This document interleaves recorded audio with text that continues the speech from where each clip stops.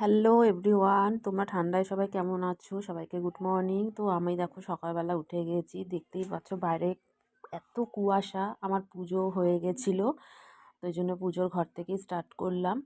তারপরে দেখো বাইরে মানে ওয়েদারটা এত ঠান্ডা ছিল, আমাকে দেখেই বুঝতে পারছো কত ঠান্ডা পড়েছে। তারপরে আমি এখন মেয়েকে তুলবো, চলো সেখানে বেডরুমে নিয়ে যাচ্ছি তোমাদেরকে। তো আমি বেডরুমে চলে এসেছি, দেখো দুধ দুধ নিয়ে এক হাতে নিয়ে বসে আছি আর মেয়েকে তুলবো। মেয়ে দেখো আবার শুয়ে পড়েছে।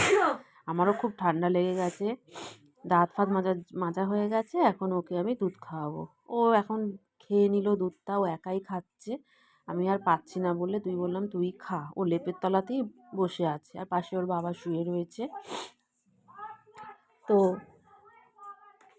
এখন আর কি করবো, তো আমরা তৈরি হয়ে গেছি স্কুলে যাওয়ার জন্য। স্কুল ড্রেস পরে রেডি আমার মেয়ে, এখন যাবে স্কুলে। তারপরে আমি রান্নায় বসে গেলাম। খাসির মাংস, এখানে সব কিছু দিয়ে আমি এটাকে ম্যারিনেট করে নেব। নুন আছে, হলুদ আছে, লঙ্কার গুঁড়ো, পেঁয়াজ, রসুন, আদা যা যা লাগে আমি সব দিয়ে মাখছি। এটা মেখে এবার আমি কড়াইতে দিয়ে দেবো। তো চলো দেখি। দেখো মাখাটা এইভাবে অনেকক্ষণ একটু মেখে আমি 2-3 মিনিট রেখে দিয়েছিলাম। তো সেই মাখার মানে মেখে রাখাটা আমি আর দেখালাম না।